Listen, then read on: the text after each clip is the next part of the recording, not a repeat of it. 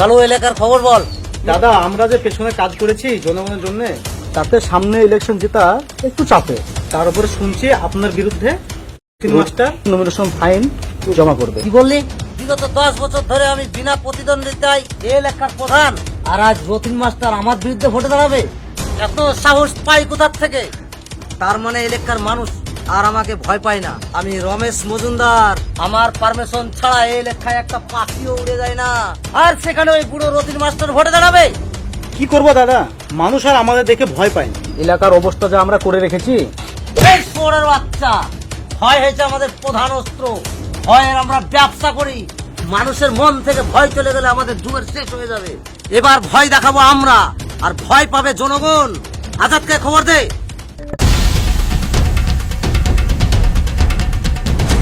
আমরা থাকতে আজাদ কেন? কি করতে হবে বলুন? চুপ কর শালা চোর। তোদের যদি কোনো কাজ হয়, দে আজাদকে খবর দে। নেতার মুখে দিন দিন শুধু আজাদ আর আজাদ। আমাদের মূল্য কুকুরের সমান হয়ে গেছে। এই আজাদকে পথ থেকে না সরালে নেতার কাছে আমাদের কোনো মূল্য থাকবে না। লোহা গরম আছে, হাতুড় মেরে দে।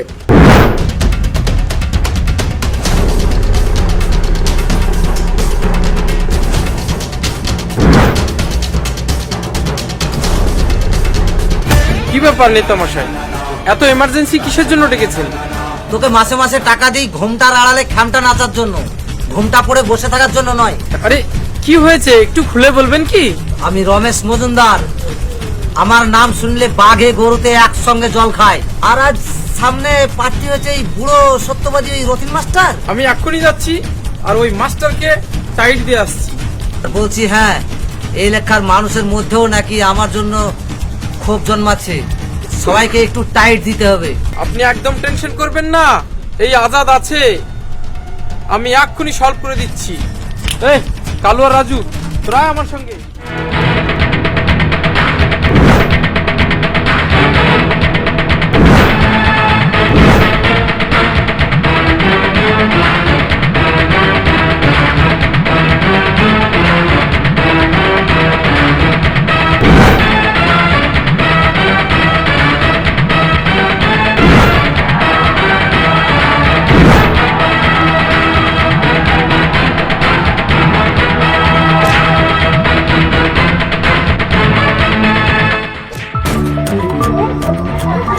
রমেশ মজুমদার ভোটে দাঁড়িয়েছে। তোর দোকানে যতগুলো কাস্টমার আসবে এবং তোর ফ্যামিলি নিয়ে ভোটটা যেন ঠিকঠাক জায়গা পড়ে।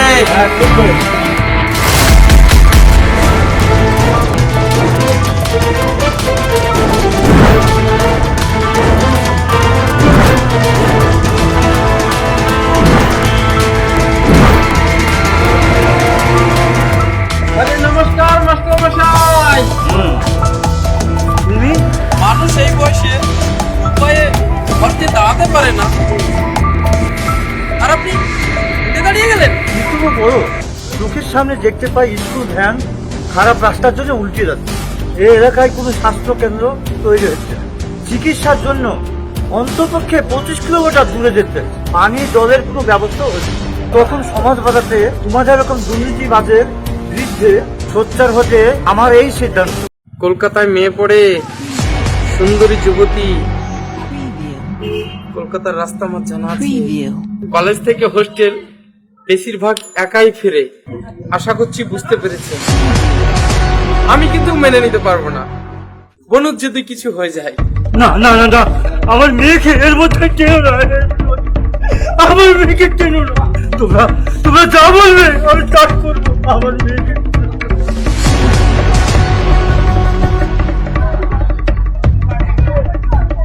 এই তো মাস্টার মশাই কত ভালো মানুষ। আরেকটা কথা মাস্টার মশাই, এর পরে কেউ যদি রমেশ মজুমদারের রাস্তা কাটে তাহলে তার গলাটা আগে কাটা পড়বে। এই মাস্টার মশাইকে বাড়ি পৌঁছে দে রে। আমরা কাজ করছি সবাই, আরো প্রাধান্য পাচ্ছে আজাদ। টাকা এবার তুলতেই হবে। যা করবি আজকেই করতে হবে।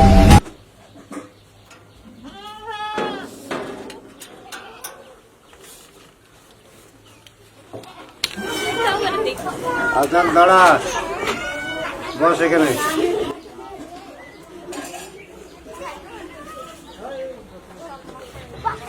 শুনলাম বড় মস্তান হয়ে গেছিস নাকি?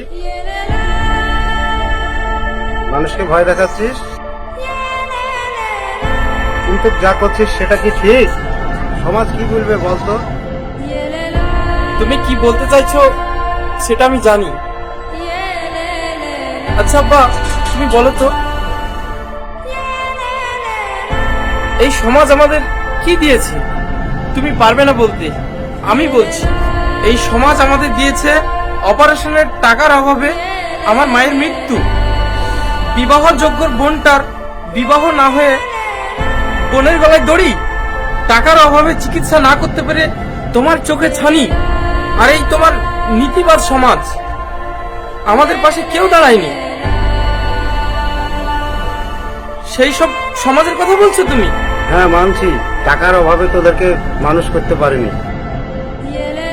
জীবনে অনেক কষ্ট পেয়েছি, অনেক কষ্ট সহ্য করেছি, কিন্তু মাথা উঁচু করে বাঁচতে শিখেছি। দেখ আজাদ, এখনো কিছু হয়নি বা ফিরিয়ায়, সবাই নিজের স্বার্থের জন্য ঘুরে। এই যুগের প্রধান সম্মান হলো টাকা। তুমি তোমার থাকো নীতি নিয়ে, আমি চললাম। আমার পথ আমি পাল্টাতে পারবো না। আজাদ দেখ বাপ, এখনো সময় আছে, ফিরে আয়। কালু, আমাকে কিসের জন্য আমাকে ক্ষমা করে দিস আজাদ, তোকে না সরালে আমরা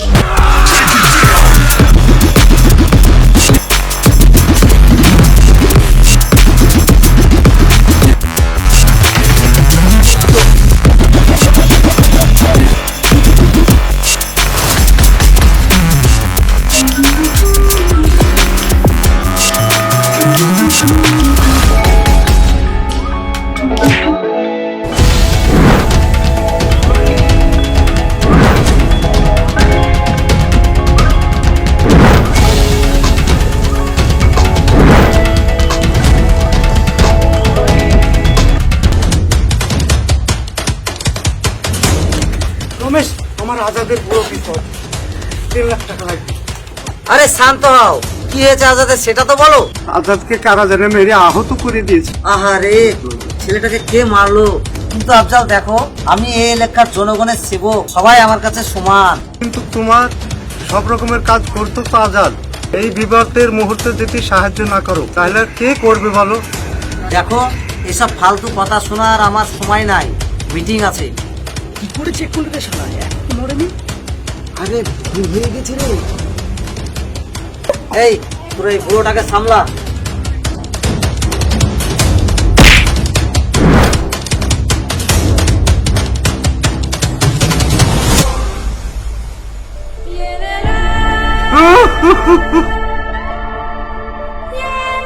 তোকে বলেছিলাম আজাদ, এই পথে থাকিস না। সবাই স্বার্থের পাগল। বিপদে পড়লে কেউ ঘুরে তাকাবে না। তুই শুনিসনি?